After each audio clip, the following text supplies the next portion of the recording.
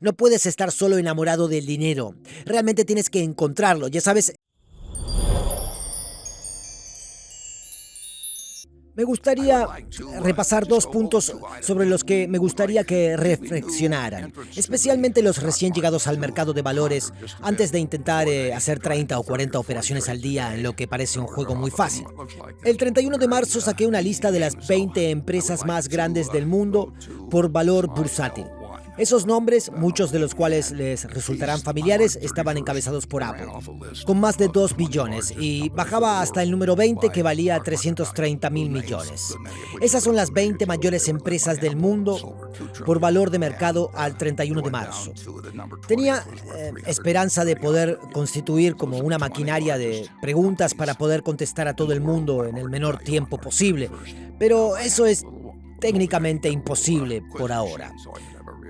Por eso me gustaría que empezaran por mirar esta lista. Comienza con Apple. Saudi Aramco es una especie de país especializado como empresa. No sé si el 95% es propiedad del gobierno o una cosa así, pero es esencialmente el país el que está a la venta en términos de ese negocio.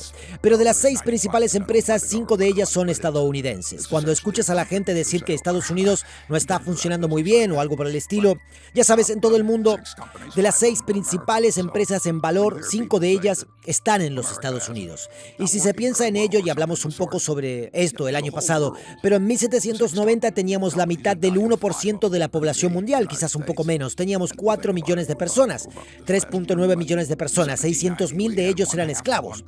Irlanda tenía más habitantes que Estados Unidos, Rusia tenía 5 veces más habitantes que Estados Unidos y Ucrania tenía el doble de habitantes que Estados Unidos. Así que ahí estábamos, pero ¿qué teníamos? Teníamos un mapa para el futuro, un mapa aspiracional, que de alguna manera ahora, solo 232 años después de la Constitución, nos deja con 5 de las 6 mayores empresas del mundo. Ya sabes, no es un accidente, y no es porque fuéramos mucho más inteligentes o mucho más fuertes. Nada de eso. Claro que teníamos un buen suelo y un clima decente, pero también lo tenían algunos de esos otros países que he mencionado. Y el sistema ha funcionado increíblemente bien. Imagínate, 5 de las 6 empresas más importantes del mundo acabaron en un país que empezó con la mitad del 1% de la población mundial hace solo unos cientos de años. Pero lo que me gustaría que hicieran es que miraran esa lista durante 1 minuto o 2, si quieren. Y luego hicieran una estimación. Hagan sus propias conjeturas. ¿Cuántas de estas empresas van a estar en la lista dentro de 30 años? Ahí están estas potencias. ¿Cuántas creen que estarán en la lista? Bueno, no van a ser las 20. Pueden que ni siquiera estén las 20 hoy o mañana. Esto fue el 31 de marzo. ¿Qué conjeturas sacarías? Piénsalo por ti mismo. ¿Pondrías 5, 8? Ahora los invito a que miren la diapositiva 2. Que se remonta a algo más de 30 años y que observen los 20 primeros puestos de 1989. Si se fijan en los 20 primeros de 1989, hay 2 cosas que deberían captar tu interés. Al menos 2. Ninguno de los 20 de hace 30 años está en la lista actual. Ninguno, 0. Había entonces 6 empresas estadounidenses en la lista y sus nombres te resultarán familiares.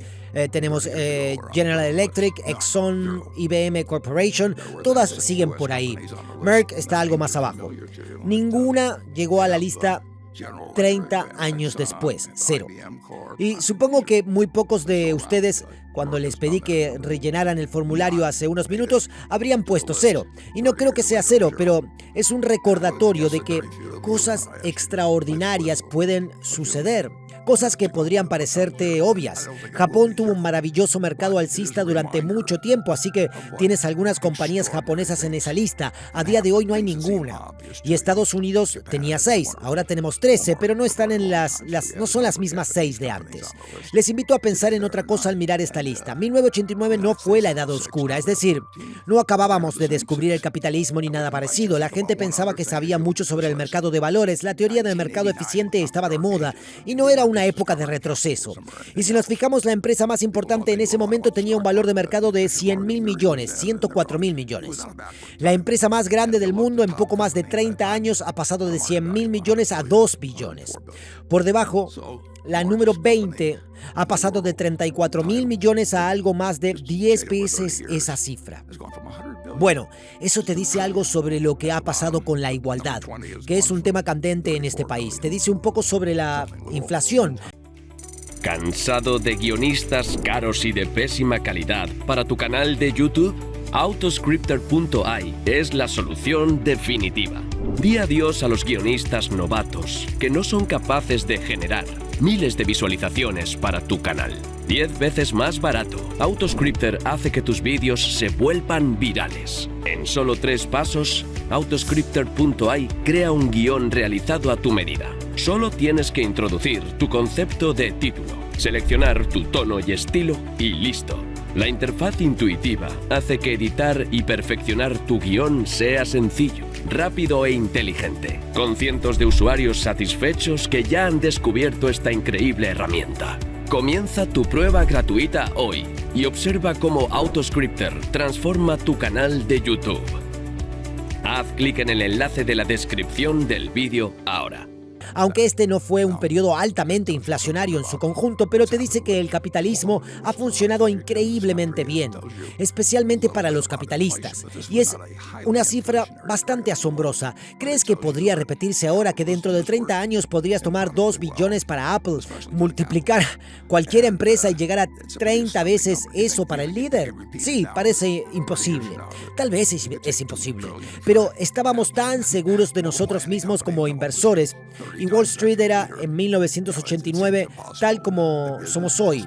Pero el mundo puede cambiar de maneras muy dramáticas. Y solo te daré otro ejemplo sobre el que podrías reflexionar. Cuando empiezas a sentirte demasiado seguro de ti mismo, una cosa que muestra, y que por cierto es un gran argumento para los fondos indexados, es que lo principal es estar a bordo del barco. Ya sabes, un barco. Todos iban a por la mejor promesa, aunque no supieran necesariamente en cuál era mejor subirse. Lo que estaba claro es que no podías evitar que te fuera bien si tenías un grupo diversificado de acciones. La renta variable estadounidense sería mi preferencia, pero para mantenerla durante un periodo de 30 años. Pero si pensabas que sabías mucho sobre qué elegir a la persona que contratabas, a la que le pagabas mucho dinero y tenía todas esas ideas, podía contarte sus mejores ideas y en 1989 podría no haberte ido tan bien. Pero en general las acciones eran el lugar adecuado para estar. En segundo lugar, las personas se sienten enormemente atraídas por diversas industrias. Es decir, piensan que si, ya sabes, la empresa dice que está en la industria XYZ y es una industria popular porque puedes vender IPOs, puedes vender SPACs, puedes... Las personas que hacen caso omiso de los números de venta, números de ganancia, ellos solo, ya sabes, es el lugar para estar. Así que guarda tu sombrero. ¿Dónde estaba el lugar para estar en 1903 cuando nació mi padre? Él nació en 1903, pero esa no fue realmente la gran noticia. La gran noticia en realidad fue que Henry Ford estaba empezando la Ford Motor Company. Había fracasado un par de veces antes, pero estaba a punto de cambiar el mundo. Quiero decir, el coche. Cuando se piensa en todo eso, tenemos una gran compañía de seguros de automóviles. Si no hubiera coches, no tendríamos Geico, pero transformó el país y entonces Ford trajo el salario diario de $5 y eso fue algo enorme. Las líneas de ensamblaje y todo lo demás sucedieron. Supongamos ahora que hubieras visto un destello por aquel entonces en 1903 sobre todas las carreteras interestatales, 290 millones de vehículos en las carreteras de los Estados Unidos. Ya sabes, todo decía, bueno, esto es bastante fácil, van a ser los coches. Somos dueños de una empresa llamada Marmon. Se la compramos a la familia Pritzker hace algunos años. Los Pritzkers habían construido este negocio de muchas empresas que habían adquirido. Y el nombre de su empresa era Marmon. Y no sé exactamente por qué Jan y Bob decidieron llamarla Marmon, pero ellos poseían una empresa llamada Marmon. Y Marmon, que en 1911 había sido la empresa cuyo coche ganó las primeras 500 millas de Indianápolis, quizá por eso la llamaron Marmon. Estaban orgullosos de su empresa en 1911, ganó las primeras 500 millas de Indianápolis. También fue la empresa que inventó el espejo retrovisor. No sé si fue una gran contribución a la sociedad. Ciertamente lo fue para ciertas cosas. aunque no se quiera enfatizar en ello. Pero en el coche que participó en las 500 millas de Indianápolis, el tipo que normalmente se sentaba al lado del conductor y miraba hacia atrás para saber lo que hacían los competidores, estaba enfermo, así que inventaron el espejo retrovisor. Así que vamos a suponer que decidiste que los coches eran esta cosa increíble y que algún día habría una Indianápolis 500 y que algún día habría espejos retrovisores en los coches y que algún día 290 millones de coches estarían zumbando alrededor de los Estados Unidos. Coches o camiones, así que decidí echar un vistazo a la historia y pensé en poner una lista de las empresas de automóviles a lo largo de los años. Y yo originalmente solo iba a poner los que empezaban por M, para que cupiera en una diapositiva. Pero cuando llegué a la M seguía y seguía y seguía, así que decidí poner las que empezaban por MA. Y como se puede ver, había casi 40 empresas que entraron en el negocio del automóvil solo empezando con MA, incluyendo nuestra pequeña Marmon en la columna del medio, la que duró un tiempo, bastante tiempo. Hablamos de la venta de coches y la década de 1930 fue realmente muy especial. Pero en cualquier caso había por lo menos 2.000 empresas que entraron en el negocio del automóvil, ya que claramente tenía este futuro increíble. Y por supuesto, recuerdas que en el año 2009 quedaron 3. 2 de ellas quebraron. Por lo tanto, hay mucho más que elegir acciones. Tienes que averiguar cuál va a ser una industria maravillosa en el futuro. La empresa Maytag sacó un coche, Allstate sacó un coche, DuPont sacó un coche, quiero decir, teníamos la Nebraska Motor Car Company. Todo el mundo empezó una empresa de automóviles, al igual que todo el mundo está empezando algo ahora que puede ser de donde consigas el dinero de la gente, pero había muy pocas personas que eligieron al ganador. Ford Motor consiguió la oportunidad. Henry Ford tenía algunos socios los cuales realmente no le gustaban, por lo que se las arregló para comprarlos. Ese fue el comienzo de la financiación de los automóviles. Esa es una larga historia, no vamos a entrar en eso, pero no se podía comprar en Ford Motor. Y por supuesto, General Motors se convirtió en la empresa dominante cuando finalmente Henry Ford no pudo hacer el cambio del modelo T al modelo A. No funcionaron demasiado bien. Simplemente quiero decirte que no es tan fácil como parece. Mencionaste que garantizas que podrías hacer un 50% de rendimiento anual si tuvieras que empezar de nuevo con menos de $1 millón. Buena pregunta, me alegro de que hayas venido. La respuesta sería, en mi caso particular, sería ir a través de las 20.000 páginas. Y ya que estábamos hablando de ferrocarriles, ya sabes, pasé a través del manual de transporte de Murray un par de veces. Eran 1.500 o 2.000 páginas, probablemente 1.500 páginas, y encontré todo tipo de cosas interesantes cuando tenía 20 o 21 años. Y supongo que no hay nadie aquí que conozca la Green Bay and Western Railroad Company, pero había cientos y cientos de compañías ferroviarias y me gustaba leer sobre cada una de ellas. La Green Bay and Western, en aquellos días todo el mundo tenía un apodo para los ferrocarriles. Por ejemplo, Northern Pacific era Sniper. Y Phoebe Snow era una de mis sobrinas que solía subir al Cornell. Y el Green Bay and Western era conocido como Grab Baggage and Walk, GB&W. Y tenían un bono que en realidad era la acción común y tenían una acción común que en realidad era un bono. Y ya sabes, eso podía llevar a cosas inusuales, pero no llevaría a cosas inusuales que te sirvieran para hacer millones de dólares. Pero si recogiste un montón de esos, lo que me propuse hacer, y en realidad eso es lo que impresionó a Charlie cuando le conocí, porque conocía todos los detalles de todas esas pequeñas empresas de la costa oeste de las que él pensaba que yo nunca había oído hablar. Pero yo conocía el Club Atlético de Los Ángeles o lo que fuera, y él pensaba que era el único que lo conocía, y eso se convirtió en un vínculo de conexión instantáneo.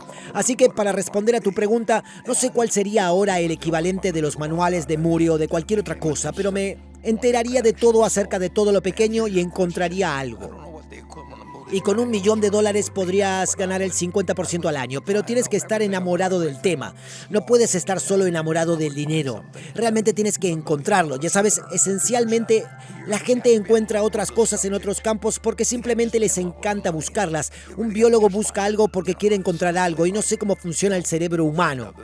No creo que nadie entienda muy bien cómo funciona el cerebro humano, pero hay gente diferente a la que le resulta apasionante ampliar sus conocimientos en un área determinada. Conozco a grandes jugadores de bridge. Conozco a grandes jugadores de ajedrez. De hecho, Kasparov vino a Omaha y conoció a la señora B. He tenido la suerte de conocer a mucha gente que es increíblemente inteligente en su campo y hace cosas increíblemente tontas en otros. Lo único que sé es que el cerebro humano es complicado, pero da lo mejor de sí cuando descubres para qué es realmente apto y luego lo perfeccionas al máximo. Y eso es lo que yo estaría haciendo si tuviera una pequeña cantidad de dinero y quisiera ganar el 50% al año, pero también querría simplemente jugar el juego. Y no puedes hacerlo si realmente no encuentras el juego de interés, ya sea el bridge o ya sabes lo que sea, el ajedrez o el espacio de encontrar valores que están infravalorados. Pero me parece que estás en el camino correcto. Quiero decir, cualquiera que venga a esta reunión anual tiene algo en mente aparte del bridge o el ajedrez. Así que me alegro de que hayas venido y vuelve el año que viene. Creo que Berkshire es una cosa muy buena para mantener, pero para un individuo determinado, en particular mi esposa, solo creo que tener una pequeña fracción, que es todo lo que se necesita para que a ella le vaya muy bien por el resto de su vida. Creo que lo mejor es comprar el 90% en un fondo indexado del S&P 500. Yo personalmente prefiero mantener Berkshire que mantener el mercado. Me siento bastante cómodo, creo que nuestros negocios son mejores que la media del mercado. Bueno, estos son solo accidentes de la historia y las cosas fluctúan todo el tiempo. Pero en una base compuesta apostaría por Berkshire sobre el mercado. Eso suponiendo que todos estemos muertos. Recomiendo el fondo índice S&P 500 a la gente y lo he hecho durante mucho tiempo. Y nunca he recomendado Berkshire a nadie, porque no quiero que la gente lo compre porque piensen que les estoy inclinando hacia algo. Nunca, quiero decir, no importa lo que estuviera vendiendo, y lo hice público. En mi escritorio había un fondo para mí entonces viuda, y el 90% iba a un fondo índice S&P 500 y el 10% a letras del tesoro. Tuvimos una enorme recuperación económica, pero las mentes de la gente habían quedado tan marcadas por los recuerdos que los padres contaban a sus hijos. 1929 se convirtió en un símbolo en la mente de la gente. Si decías 1929, era como decir 1776 o 1492. Quiero decir, todo el mundo sabía exactamente de lo que estabas hablando. En 1929, mi padre, que tenía 26 años y trabajaba como vendedor de valores en un pequeño banco local por aquel entonces, vendía acciones y bonos, pero sobre todo vendía acciones. Y cuando las acciones caen un 48% y se las estabas vendiendo a la gente hace unos meses, realmente no te apetece salir y enfrentarte a esa misma gente. Por eso creo que a mi padre probablemente todo lo que le gustaba hacer es lo que dicen ahora, refugiarse en un lugar, lo que significa quedarse en casa, y realmente no había mucho en nuestra casa. Solo tenía un pequeño patio. Además era invierno. Mi padre no habría estado merodeando por el patio y realmente no había, ya sabes, ni televisión. No teníamos, y él y mi madre se llevaban muy bien, así que en esas condiciones nací unos 9 meses después. No me di cuenta en ese momento que el mercado estaba cerrado, pero el mercado de valores en realidad se recuperó más del 20% durante ese periodo de 9 meses y medio o por ahí. La gente no pensaba en el otoño del 30 que estaban en la Gran Depresión. Pensaban que era una recesión muy parecida a la que había ocurrido al menos una docena de veces, aunque no siempre cuando los mercados de valores eran importantes, pero habíamos tenido muchas recesiones en los Estados Unidos a lo largo del tiempo y esto no parecía ser algo dramáticamente fuera de lo común. En realidad, durante unos 10 días después de mi nacimiento, el mercado de valores logró subir entre el 1 o el 2% durante esos días. Pues bien, a partir de ese momento, la bolsa pasó de un nivel de 2.40 a 2.41. Fue un descenso notable porque si alguien me hubiera dado $1,000 el día que nací y yo hubiera comprado acciones con ellos y hubiera comprado la media del dólar, mis $1,000 se habrían convertido en $170 en menos de 2 años. Eso es algo que ninguno de nosotros ha experimentado jamás. Eso puede haber sucedido con una acción, de acuerdo, pero en términos de tener una amplia gama de Norteamérica marcada hacia abajo el 83% en 2 años y marcada hacia abajo el 89% desde el pico el 3 de septiembre del 29, fue extraordinario. Y en ese periodo intermedio, menos de un año después desde mi nacimiento, un poco menos de un año, mi padre fue al banco donde trabajaba y tenía su cuenta y, por supuesto, el banco tenía un cartel en él, cerrado. así que se quedó sin trabajo. Tenía 2 hijos en ese momento. Su padre tenía una tienda de combustibles. Charlie y yo trabajábamos para mi abuelo. Charlie trabajó allí en 1940, yo trabajé en 1941. No nos conocíamos, pero mi abuelo le dijo a mi padre: no te preocupes por tus comestibles, Marty.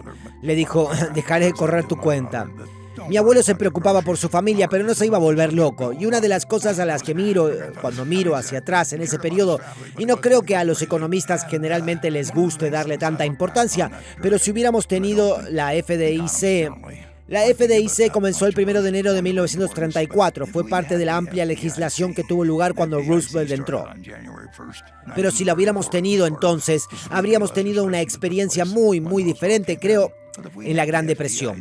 La gente culpa a Smoot-Hawley y ellos, quiero decir, hay todo tipo de cosas en los requisitos de margen del 29 y todas esas cosas participaron en la creación de una recesión. Pero si hay más de 4.000 bancos que quiebran, digamos 4.000 experiencias locales en las que la gente ahorra, guarda su dinero y luego algún día va a por él y ha desaparecido, y eso ocurre en los 48 estados y les ocurre a tus vecinos y les ocurre a tus parientes, tiene que tener un efecto en la psique. Es increíble. Por lo tanto, una cosa muy buena que salió de la depresión, en mi opinión, fue la FDIC. Y habría sido un mundo algo diferente, estoy seguro, si las quiebras bancarias no se hubieran extendido por todo el país. Y las personas que pensaban que eran ahorradores descubrieron que no tenían nada cuando fueron allí y había un cartel que decía cerrado. Por lo tanto, la Gran Depresión continuó y duró mucho tiempo. Pero duró mucho más tiempo en la mente de la gente de lo que realmente duró en sus efectos. Espero que hayas disfrutado del vídeo. Asegúrate de darle al botón de suscribirte para ver más vídeos increíbles como este. Esto ha sido Mentes Brillantes. Gracias por vernos.